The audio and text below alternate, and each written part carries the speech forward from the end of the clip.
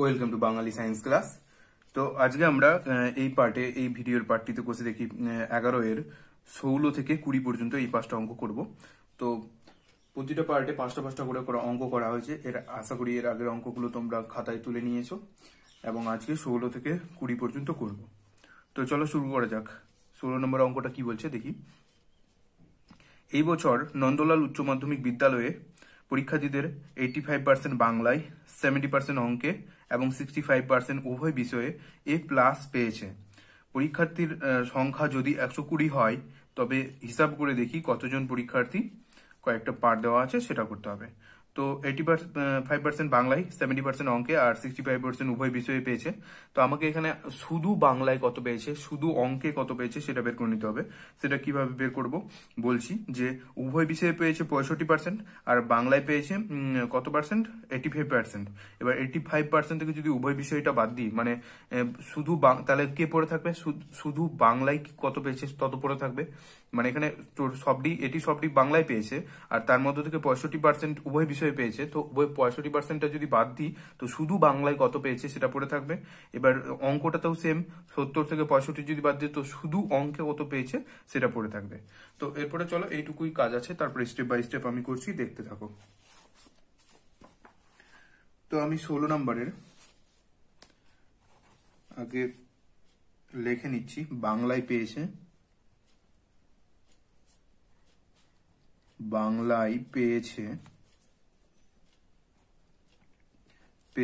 কত, 85%। এবার অঙ্কে পেয়েছে কত, 70%। আর উভয় বিষয়ে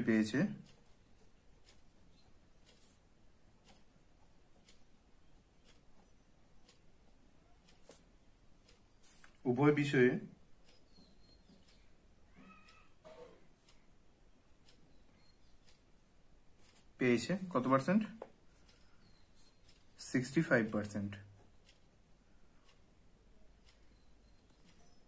ঠিক আছে, এবার আমরা কি বের করব, শুধু বাংলায় পেয়েছে, শুধু বাংলায় A+ পেয়েছে, এরকম লিখি তাহলে ভালো হবে। পেয়েছে কি হবে বললাম, 85 থেকে, মানে বাংলারটা থেকে 65%টা বিয়োগ দিলে যেটা পড়ে থাকবে তাহলে হবে 75, 85, 20%। আবার শুধু অঙ্কে পেয়েছে A+ পেয়েছে সমান, এটাও হবে 70% থেকে 65% বিয়োগ, তাহলে হবে কত, 5%। এবার চলো আমাদের স্টেপ বাই স্টেপ কাজগুলো করি। 1 নাম্বারটা কি বলেছে, যে উভয় বিষয়ে A+ পেয়েছে। তো উভয় বিষয়ে কতজন A+ পেয়েছে, আমাদের উভয় বিষয়ে A+ পেয়েছে কত, 65%। তো এখানে আছে মোট ছাত্রছাত্রীর সংখ্যা দেওয়া আছে 120 জন। 120 জনের মধ্যে কতজন, তো সেটাই আমাকে বের করতে হবে। তো কি করতে হবে, যে উভয় বিষয়ে A+ পেয়েছে কত, 120 জনের 65%, মানে কি হবে 120 গুণিত 65/100, যেরকম আমরা পার্সেন্টেজ তুলে ভাঙি, এটা আমরা এর আগেও দেখেছো তোমরা। এবার কেটে দাও, 0 0 কেটে গেল, 5 2 10, তারপর 65 আর 2 6 12, 13 6 78 জন। তাহলে উভয় বিষয়ে কত পেয়েছে সেটা পেয়ে গেলাম। এবার 1 নাম্বার হয়ে গেল। এবার 2 নাম্বার কি বলছে, যে শুধু বাংলায় পেয়েছে। তো দেখো, অতএব শুধু বাংলায় পেয়েছে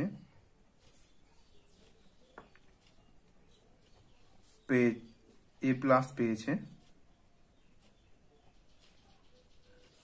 কত, 120 জনের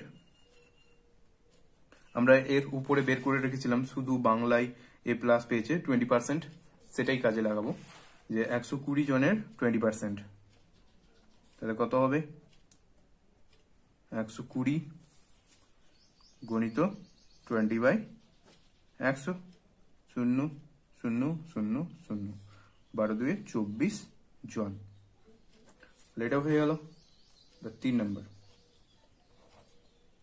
3 নম্বরটা বলছে শুধু অঙ্কে এ প্লাস পেয়েছে। দেখো শুধু অঙ্কে একইভাবে উপরেরটার মতোই এ প্লাস পেয়েছে কতজন, 120 জনের কত পার্সেন্ট, এখানে বের করে রেখেছিলাম দেখো 5%, সেটাই 5%, তো 120 গণিত 5/100। তো কাটাকাটি করো, কাটাকাটি করলে কত আসবে,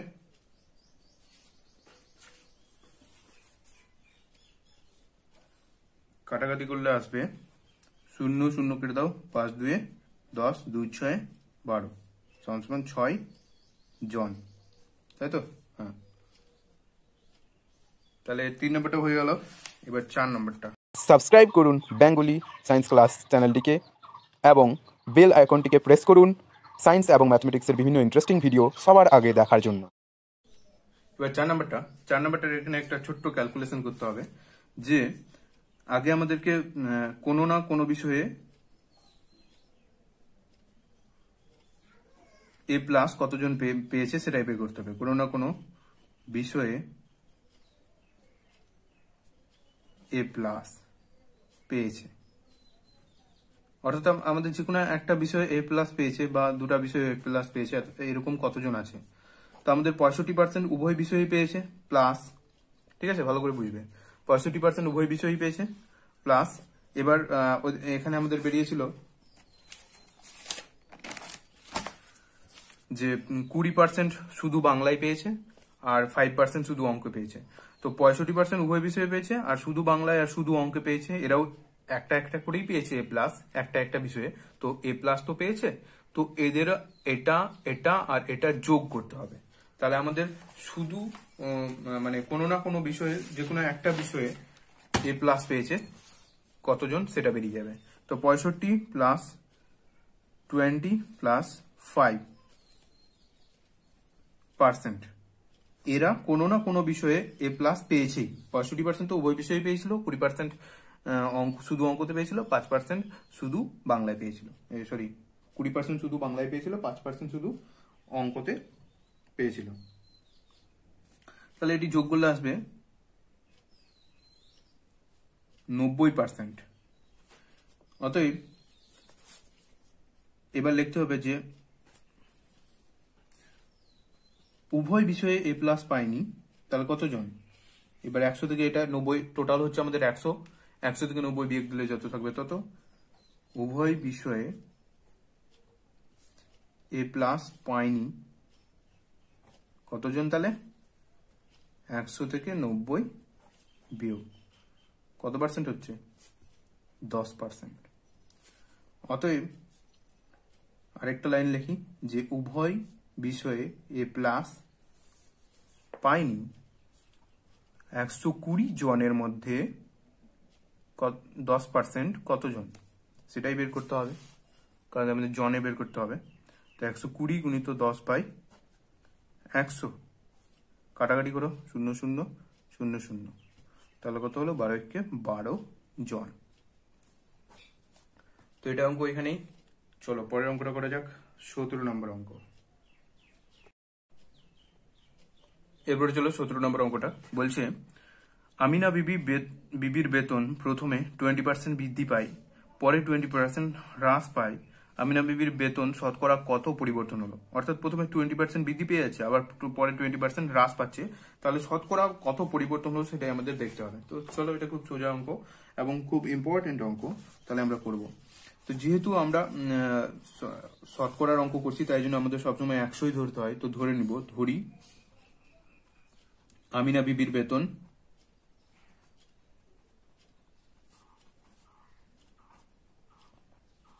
আমিনা বিবির বেতন কত? 100 টাকা। তো 20% বৃদ্ধি, প্রথমে 20% বৃদ্ধি পাচ্ছে, তাহলে সেটা লিখবো। 20% বৃদ্ধি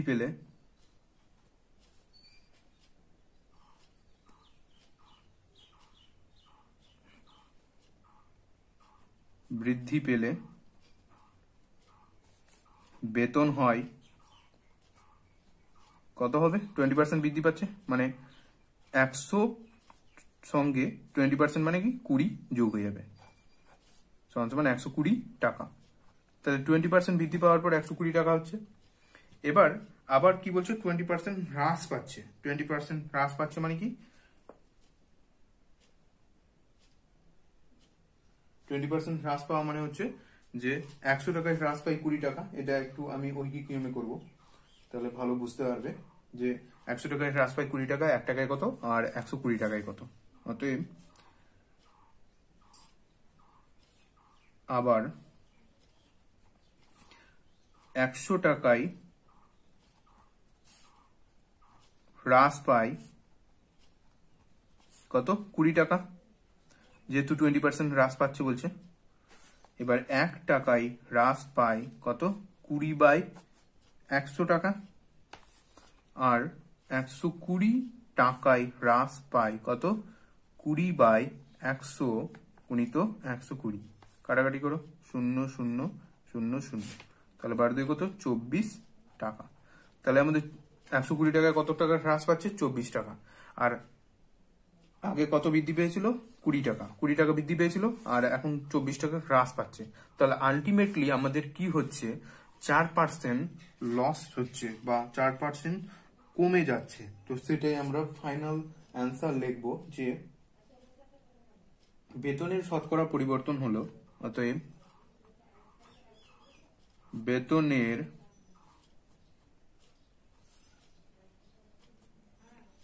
শতকরা পরিবর্তন হলো কত? 24 টাকা থেকে 20 টাকা বিয়োগ দিলে কত হবে? সমান 4%। বুঝতে পারলে তো? আগে 20% বৃদ্ধি পেয়েছিল, 20 টাকা বৃদ্ধি পেয়েছিল 100 টাকায়, এখন 100 টাকায় 24 মানে 24 টাকা হ্রাস পাচ্ছে, অর্থাৎ 20 টাকা বাড়ছে, 24 টাকা হ্রাস পাচ্ছে। তো ওটা বিয়োগগুলো হবে 4% দাঁড়াচ্ছে। তো সেই 4% বেতন আমাদের আলটিমেটলি ওর লস হচ্ছে, বা 4% বেতন কি হচ্ছে? কমে যাচ্ছে। শুধু আমাদের পরিবর্তনটা দেখাতে বলেছে, দেখিয়ে দিলাম। এবার চলো 18 নম্বরটা করছি। 18 নম্বরটা বলছে একটি আয়তক্ষেত্রের দৈর্ঘ্য 15% বৃদ্ধি করা হলো এবং প্রস্থ 15% বৃদ্ধি করা হলো। তাহলে আয়তক্ষেত্রের ক্ষেত্রফল শতকরা কত বৃদ্ধি বা হ্রাস পেল সেটা করতে হবে। তো খুব সোজা অঙ্ক। এখানে আমাদের আয়তক্ষেত্রের দৈর্ঘ্য আর প্রস্থ ধরে নিতে হবে, যেটা আমরা 100ই ধরবো। তো ধরে নাও, ধরি আয়তক্ষেত্রের দৈর্ঘ্য সমান 100 একক। যেহেতু শতকরার অঙ্ক এর আগেও বলেছি 100ই ধরতে হবে। আয়তক্ষেত্রের প্রস্থ দুটাই 100 ধরবো। আয়তক্ষেত্রের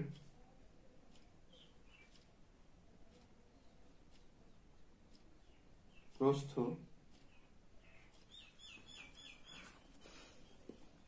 100 একক।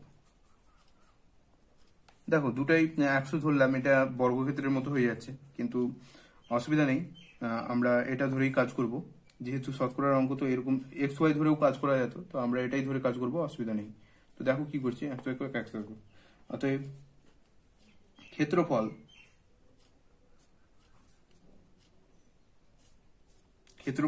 ক্ষেত্রফল কি হবে? দৈর্ঘ্য গুণিত প্রস্থ। তো 100 গুণিত 100 বর্গ একক, তাহলে কি হবে? 10,000 বর্গ একক। এবার দুটাই আমাদের কি করছে? 15% করে দৈর্ঘ্য 15% বৃদ্ধি পাচ্ছে, প্রস্থ 15% হ্রাস পাচ্ছে। তাহলে অতএব বর্তমানে দৈর্ঘ্য 15% বৃদ্ধি পাচ্ছে, মানে 100 টাকায় 100-তে 15 বৃদ্ধি পাচ্ছে। পার্সেন্টেজ মানে 100-তে বৃদ্ধি পাওয়া, তাই জন্য 100-তে 15 বৃদ্ধি পেল, মানে 115 একক। আর বর্তমানে প্রস্থ 15% হ্রাস পাচ্ছে, মানে 100-তে 15 হ্রাস পাচ্ছে, মানে 100 বিয়োগ 15 সমান হবে 85 একক। তাহলে বর্তমানে ক্ষেত্রফল কত সেটা বের করে নি। অতএব বর্তমানে ক্ষেত্রফল কত হবে, দৈর্ঘ্য গুণিত প্রস্থ। তো দৈর্ঘ্য কত হচ্ছে 115 আর প্রস্থ কত হচ্ছে 85 বর্গ একক। তাহলে এটা গুণ করলে কত হবে, আমি রাপে গুণ করে নিচ্ছি। 85 5 5 5 2 5 5 6 7 5 1 5 8 5 40 0 হলো 4 8 1 4 12 2 হাতে হলো 1 8 1 8 1 9 5 7 7 9। তো 97 75 কত আসলো, 97 75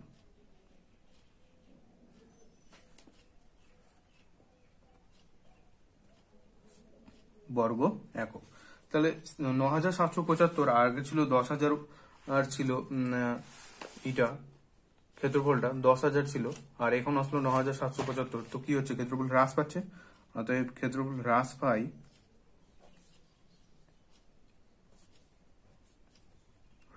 পায়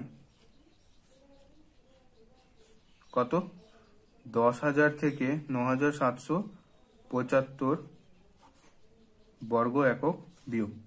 তাহলে বিয়োগ দিলে কত হবে, তো 775 থেকে যদি বিয়োগ দেওয়া যায় 25 দিলে হবে 800, আর ওদিকে 225 বর্গ একক। 10,000 বর্গ মিটারে, এই যে আগে দিকে ছিল যে 10,000 বর্গ মিটার বেড়েছিল, তো 10,000 বর্গ মিটারে হ্রাস পাচ্ছে কত, 225 বর্গ মিটার, সেটাই লিখলাম। তো 10,000 বর্গ মিটারে হ্রাস পায় 225 বর্গ মিটার।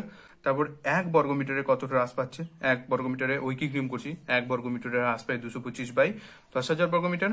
আর 100 বর্গ মিটারে কত হ্রাস পায় সেটা আমরা বের করলাম। তো 100 বর্গ মিটার কেন বের করলাম, যেহেতু শতকরায় বের করছি, শতকরায় পরিণত করতে হচ্ছে, তাই জন্য সবকিছু 100-তে বের করতে হবে। তাই জন্য 100 বর্গ মিটারে বৃদ্ধি পাই, হ্রাস পাই বের করলাম। তারপরে ক্যালকুলেশন করে কাটাকাটি করে তোমাদের যেটা বের হচ্ছে সেটা স্টেপ বাই স্টেপ দেখে নাও।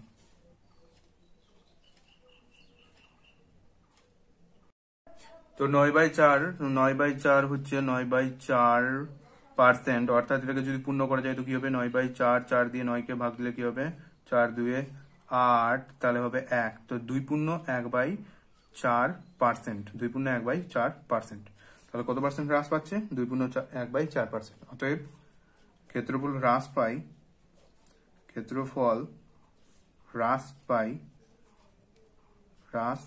পাই কত পার্সেন্ট, 2.1/4%। এটা হয়ে গেল। চলো পরের অঙ্ক করা যাক। তো 19 নম্বর অঙ্কটা বলছে, একটি ঘরের দৈর্ঘ্য, প্রস্থ এবং উচ্চতা যথাক্রমে 15 মিটার, 10 মিটার এবং 5 মিটার। যদি দৈর্ঘ্য, প্রস্থ, উচ্চতার প্রত্যেকটি 10% করে বৃদ্ধি করা হয়, তাহলে চার দেওয়ালের ক্ষেত্রফল শতকরা কত বৃদ্ধি পাবে। সোজা অঙ্ক, আগে দৈর্ঘ্য, প্রস্থ, উচ্চতা দিয়ে চার দেওয়ালের ক্ষেত্রফল বের করে নেবো, তারপর 10% করে প্রতিটা বাহুকে বৃদ্ধি করব, বৃদ্ধি করার পর চার দেওয়ালের ক্ষেত্রফল বের করব, তারপর মাইনাস করে শতকরাই করব। তো চলো করছি, দেখো। তো ঘরের যে ডেটা দেওয়া আছে সেই ডেটাটা আগে লিখে নিই। ঘরের দৈর্ঘ্য সমান কত দেওয়া আছে, 15 মিটার। ঘরের প্রস্থ কি আছে, 10 মিটার। আর ঘরের উচ্চতা 5 মিটার, 5 মিটার। দৈর্ঘ্য, প্রস্থ, উচ্চতা দেওয়া হয়ে গেছে। এবার অতএব চার দেওয়ালের ক্ষেত্রফল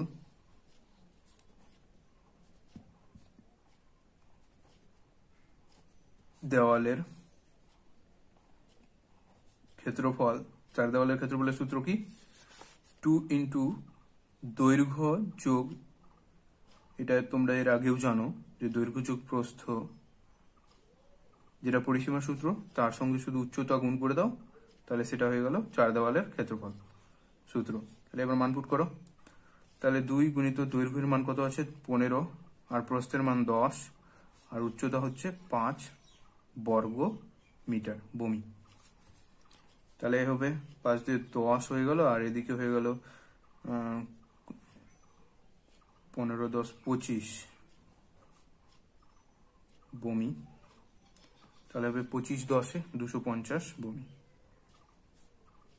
বর্গ মিটার। এবার আমাদের কাজগুলো করতে হবে। প্রতিটা কি বলেছে, কত পার্সেন্ট করে বৃদ্ধি পেয়েছে? 10% করে বৃদ্ধি পেয়েছে, তাই তো? তাহলে অতএব দৈর্ঘ্য 10% বৃদ্ধি পেলে দৈর্ঘ্য হয় কত হবে? আগে কত ছিল? 15। 15-র সঙ্গে বৃদ্ধি পাচ্ছে যেহেতু, তাই জন্য যোগ হবে, 15-র সঙ্গে যোগ হবে। 15-র সঙ্গে যোগ হচ্ছে কত? 15-র 10%, 15 গুণিত 10/100 মিটার। ক্যালকুলেশন করো। তো এখানে 0 0 কেটে দাও, আর 5 3 15, 5 2 10, পূর্ণ করে নাও, সরি ভগ্নাংশ করে নিচ্ছি। তাহলে লসাগু 2 হবে, 15 2 30 প্লাস 3, তাহলে 33/2 মিটার একটা আসলো। এবার অতএব প্রস্থ 10% বৃদ্ধি পেলে প্রস্থ হয় কি হবে? প্রস্থ কত ছিল? 10 ছিল, তাহলে হবে 10 প্লাস 10 গুণিত 10% যেহেতু, তো 10-এর 10% বাই 100, তো 10 10 100 কেটে যাবে, থাকলো কত? 1 এত মিটার। তাহলে 10 প্লাস 1 সমান 11 মিটার দৈর্ঘ্য প্রস্থ হলো। এবার উচ্চতা, উচ্চতা 10% বৃদ্ধি পেলে উচ্চতা হয়, উচ্চতা 10% বৃদ্ধি হলে উচ্চতা কত হবে? তো উচ্চতা কত ছিল? 5, 5-এর 10% বের করবে এবার, 10/100, 5 2 10, 1/2, 5 প্লাস 1/2 মিটার। মিটার এটা লসাগু করে ভগ্নাংশের চোখটা করে নিব। তাহলে হবে নিচে 2 2 পাচ্ছে 10 প্লাস 1 মিটার, তাহলে হবে 11/2 মিটার। ঠিক আছে? তাহলে দৈর্ঘ্য প্রস্থ আর উচ্চতা পেয়ে গেছি। এবার 4 দেওয়ালের ক্ষেত্রফল। অতএব বর্তমানে 4 দেওয়ালের ক্ষেত্রফল সমান সমান, তো 2 গুণিত দৈর্ঘ্য, দৈর্ঘ্য কত বেরিয়েছে? 33/2। প্রস্থ কত বেরিয়েছে? প্রস্থ বেরিয়েছে 11 মিটার, 11। উচ্চতা কত বেরিয়েছে? 11/2 বর্গ মিটার। মানপুট করে দিলাম। এবার ক্যালকুলেশন করে নিই। তাহলে 2 গুণিত এটার ক্যালকুলেশন করলো 11/2 পাশাপাশি নিলাম, এটা আর এটা, আর এটার যোগ করলে হবে লসাগু 2, 33 যোগ 11 2 22 বমি। তাহলে 2 2 কেটে দিলাম, থাকলো কত? 11 গণিত 33 আর 22 যোগ করলে কত হবে? 33 34 35 আর 20 45 55/2 2 বমি। এবার গুণ করে দিই, তাহলে কত হবে? 11 পাচ্ছে 55 আর 5 আর 5, 11 5 55 আর 5 60/2 ভূমি। তাহলে বর্তমানে আমাদের 4 দেওয়ালের ক্ষেত্রফল এত এসছে, আর আগে এসেছিল ওটা, তো বর্তমানেরটা নিশ্চয়ই বেশি। তো কত বেশি সেটাই আমাদেরকে বের করতে হবে। তো বিয়োগ করতে হবে, অতএব ক্ষেত্রফল বৃদ্ধি পাই।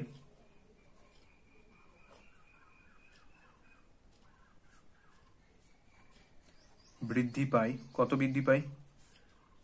605/2 বিয়োগ, আগে কত এসেছিল? আগে এসেছিল 250 ভূমি। তো বিয়োগ দিলে হবে লসাগু 2, 605 বিয়োগ 250 2 500 ভূমি। তাহলে 605 থেকে 500 যায় 105/2 ভূমি। তাহলে এবার আমাদের শতকরা বের করতে হবে। শতকরা মানে ছোট্ট একটা ঐকিক নিয়ম করতে হবে যে 250 আগে কত ক্ষেত্রফল ছিল? 250 বর্গমিটার বৃদ্ধি পায় এটা, 250 ভূমি বর্গমিটারে বৃদ্ধি পায় কত? 105/2 ভূমি। 100তে বের করবো। 100তে বের করলে সেটাই ঐকিক নিয়মের মাধ্যমে শতকরায় পরিণত করা হয়ে গেল। তো 250 বর্গমিটারে বৃদ্ধি পাই 105/2 বর্গমিটার, যেটা বৃদ্ধি পাচ্ছে। আর 250 মানে সেই আগেরটা, প্রথমে যেটা ছিল ক্ষেত্রফল। এবার একে কত? 1 বৃদ্ধি পাই, কি করতে হবে? 105/2 বাই 250 ভূমি। আর 100 বর্গমিটার এ বৃদ্ধি পায় কত হবে? 105। এটাকে একটু সাজিয়ে নিচ্ছি, এই দুটা নিচে নেমে যাবে, গুণিত 250, আর এই 100টা কি হবে? উপরে গুণ হয়ে বসবে। এবার কাটাকাটি করো, ভূমি না পার্সেন্ট হিসাবে, কাটো। তাহলে 0 0 কেটে গেল। তাহলে 5 5 25, 5 2 10, 2 2 কেটে গেল, 5 দিয়ে কাটলে হবে 5 2 10, 5 1 5, তাহলে 21%। তাহলে অতএব ক্ষেত্রফল শতকরা কত বৃদ্ধি পায়? ক্ষেত্রফল শতকরা 21% বৃদ্ধি পায়। হয়ে গেল। এবারে চলো পরের অঙ্কটা করা যাক। তো 20 নম্বর অঙ্কটা দেখো কি বলছে। বার্ষিক ক্রীড়া প্রতিযোগিতায় 20% শিক্ষার্থী 100 মিটার দৌড়ে, 15% শিক্ষার্থী 200 মিটার দৌড়ে এবং 10% শিক্ষার্থী লং জাম্পে প্রতিযোগিতায় নাম দেয়, এবং 5% শিক্ষার্থী তিনটিতেই নাম দেয়, তিনটা বিষয় মানে তিনটা খেলাতেই নাম দেয়। এবার বলছে বিদ্যালয়ে শিক্ষার্থীর সংখ্যা 780 জন হলে কতজন শিক্ষার্থী ওই প্রতিযোগিতায় কোনোটিতেই নাম দেয়নি হিসাব করে লিখি। মানে কোনো প্রতিযোগিতাতেই কতজন নাম দেয়নি বা কত সংখ্যা, সেটা আমাদেরকে বের করতে হবে। তো যেগুলো ডেটা আগে দেওয়া আছে সেগুলো ডেটা লিখে নিচ্ছি।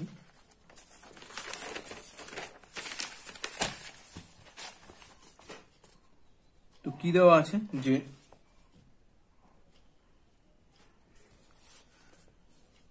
100 মিটার দৌড়ে নাম দেয় কত পার্সেন্ট? 20%। 200 মিটার দৌড়ে নাম দেয় কত পার্সেন্ট? 15%। আর লং জাম্পে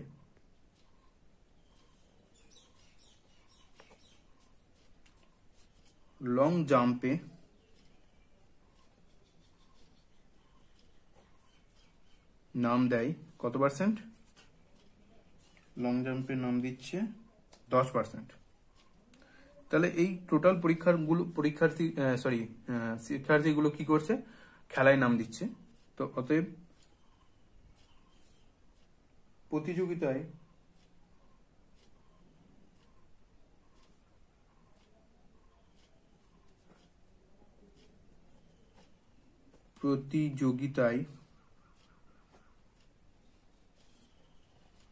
মোট নাম দেন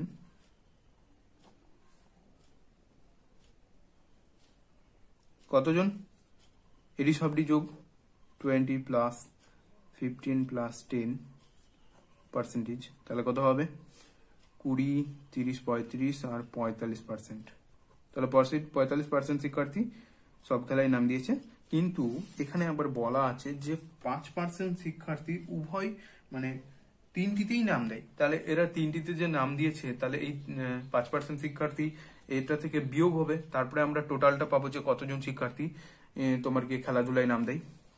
তো অতএব যেহেতু 5% শিক্ষার্থী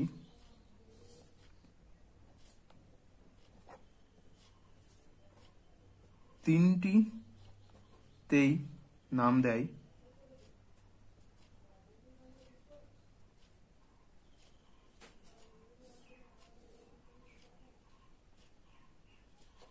অতএব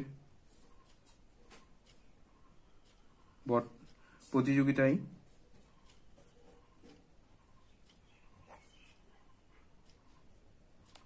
অংশগ্রহণ করে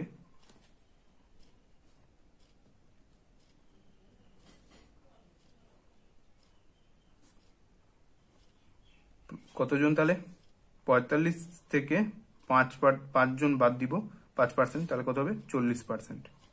কেন বাদ দিলাম? ওরা তিনটাতেই নাম দিয়েছে, তো আমাদের যে কোনো একটাতে নাম দেওয়া দিলেই, যে কোনো একজন একটা খেলাতে নাম দিলেই সেটাও কাউন্ট করতে হবে বা গণনা করতে হবে।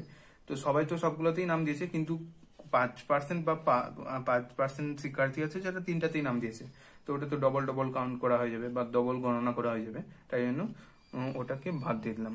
তাহলে এবার আমরা পেয়ে গেছি যে 40% শিক্ষার্থী প্রতিযোগিতায় অংশগ্রহণ করে। তাহলে কতজন শিক্ষার্থী প্রতিযোগিতায় অংশগ্রহণ করেনি সেটা বের করব এবার। তাহলে প্রতিযোগিতায়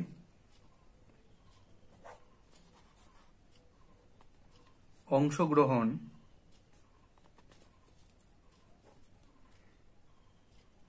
করেনি, তাহলে মোট 100%-এর মধ্যে 40% বিয়োগ দিব, তাহলে যেটি পড়ে থাকবে সেটাই হচ্ছে প্রতিযোগিতায় অংশগ্রহণ করেনি, যেটা হচ্ছে 60%। তাহলে 60% শিক্ষার্থী প্রতিযোগিতায় অংশগ্রহণ করেনি, তাই তো। এবার শিক্ষার্থীর সংখ্যা এখানে বলে দেওয়া আছে 780 জন। এবার 780 জনের 60% বের করব। অতএব প্রতিযোগিতায় অংশগ্রহণ করেনি কতজন? 780 জনের